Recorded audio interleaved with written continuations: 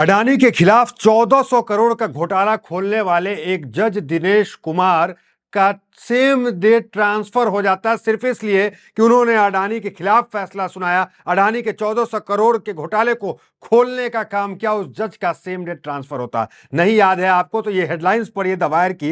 राजस्थान अडानी समूह से जुड़ी कंपनी के खिलाफ फैसला देने के फौरन बाद हुआ जज का तबादला। राजस्थान सरकार ने उस जज का ही तबादला कर देती है और वो जज उस वक्त चला गया सुप्रीम कोर्ट इस फैसले के खिलाफ कि हमारा इतनी बार ट्रांसफर क्यों किया जा रहा है। और आज सुप्रीम कोर्ट में समझिए कि एक ऐतिहासिक जीत इस जज की हुई जिसने अडानी के खिलाफ फैसला सुनाया था।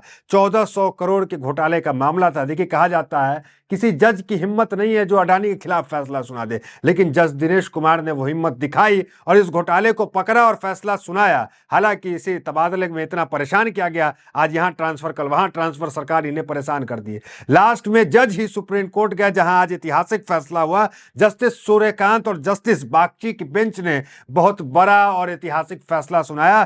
फैसला यह सुनाया कि इस जज की ट्रांसफर पोस्टिंग जो है वो रोक दी गई है और कहा गया है कि इसका सम्मान होना चाहिए। तो एक बड़ा फैसला जो है ये कह सकते हैं कि सीजीआई सूर्यकांत ने दिया इस जस्टिस को, इस जज के समर्थन में। देखिए क्या है, राजस्थान में न्यायिक अधिकारियों के तबादले को लेकर सुप्रीम कोर्ट ने एक अहम फैसला सुनाया।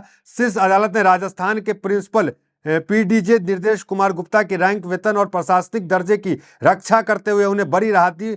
बता दी कि गुप्ता ने पिछले साल अदालत का दरवाजा खटखटाया था जिसमें उन्होंने आरोप लगाया था कि 2021 से अब तक उनका 7 बार ट्रांसफर किया जा चुका है, जो मौजूदा ट्रांसफर पॉलिसी का सीधा उल्लंघन है।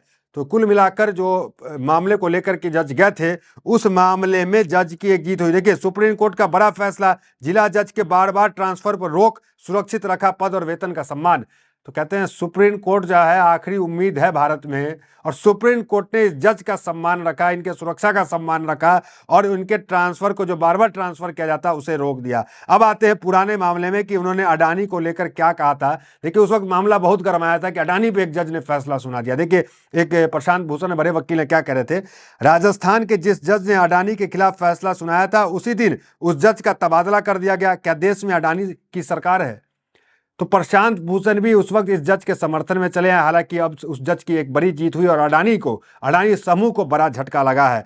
देखिए, एक और हेडलाइंस, जिस जज ने अडानी को कंपनी के खिलाफ फैसला सुनाया था राजस्थान की बीजेपी सरकार ने उसे उसी दिन तबादला कर दिया। तो ये कुछ पुरानी हेडलाइंस है। अब आते हैं कि फैसला क्या सुना दिया था।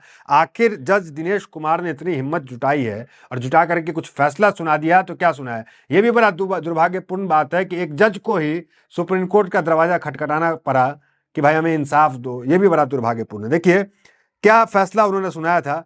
उन्होंने कहा था कि स्कॉलर की रिपोर्ट के मुताबिक जज ने लिखा कि सौदे के मुताबिक रेल साइनिंग बनाना अडानी कंपनी की जिम्मेदारी थी, वह नहीं बना पाई तो सड़क ढुलाई का खर्चा खुद उठाना चाहिए था। उसके बजाय कंपनी ने 1400 करोड़ रुपए वसूली और ब्याज से भी फायदा कमाने की कोशिश की। जज ने अडानी की कंपनी पर 50 लाख रुपए का जुर्माना लगाकर राज्य सरकार को दोनों के सौदे को सीएजी जांच करने को कहा।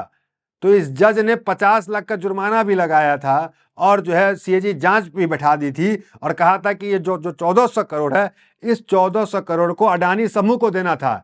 लेकिन सरकार इस पैसे को क्यों दे रही थी? अडानी सरकार से ये पैसा ले रहा था जो सामान इधर से उधर ले जाने का मामला था। मतलब जो राजस्थान के टैक्स पेयर की जनता है, जो टैक्स देती है, उसका पैसा जो है अडानी खर्च कर रहे थे, अपना पैसा खर्च नहीं कर रहे थे एक सामान को इधर से उधर ले जाने में। तो इस कमी को, इस घोटाले को, इस स्कैम को जो है दिनेश कुमार जस्टिस ने पकड़ लिया, जिसकी सजा उनको ये मिली कि सेम डे उनका ट्रांसफर हो गया। कहा जा रहा है कि 1 साल के अंदर 7 बार ट्रांसफर उनका हो गया। इस पूरे मामले को लेकर वो खुद सुप्रीम कोर्ट चले गए कि भाई ऐसे हम जज हैं और हमारे साथ ये सरकार ट्रांसफर कर दे रही है।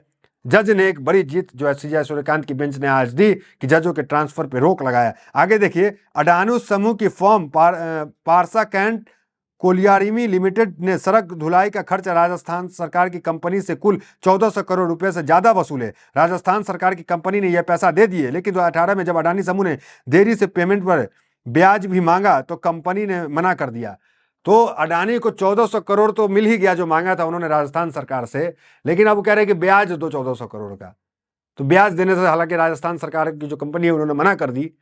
तो इतना बड़ा मामला देखिए, इसी को जज ने पकड़ लिया।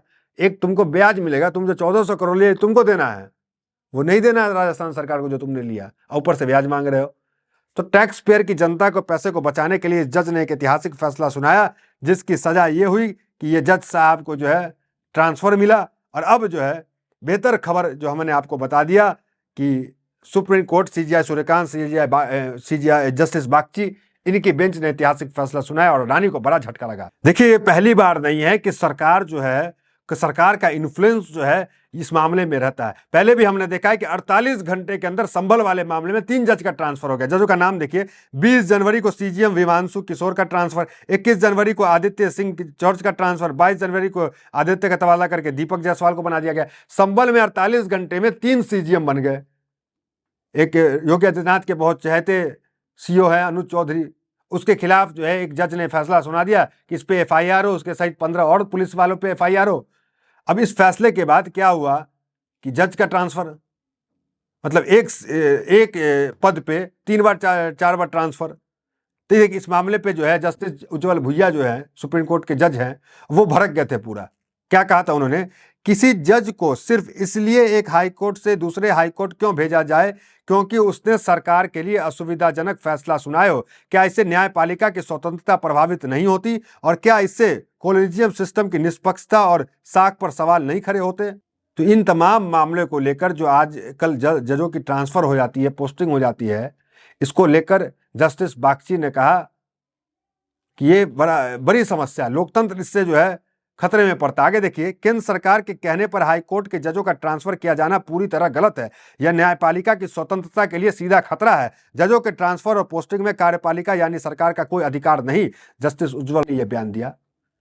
तो कुल मिलाकर सरकार जो मनमानी कर रही है उसके खिलाफ अब कुछ जज हैं जो मुखर होकर आ रहे हैं। और ये फैसला जो अडानी को लेकर के जो जज ने अडानी के खिलाफ फैसला दिया, उसका ट्रांसफर हुआ और वो जज जो है सुप्रीम कोर्ट गया और वहां उसकी जीत हुई। ये बताता है कि सुप्रीम कोर्ट आज भी जिंदा है। आगे जस्टिस भुइया ने क्या कहा जरा देखिए, सरकार के कहने पर जज का ट्रांसफर करना गलत है।